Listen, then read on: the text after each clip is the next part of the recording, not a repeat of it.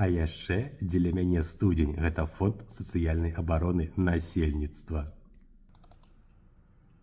Буду спрабаваць падаць форму ПУ-3.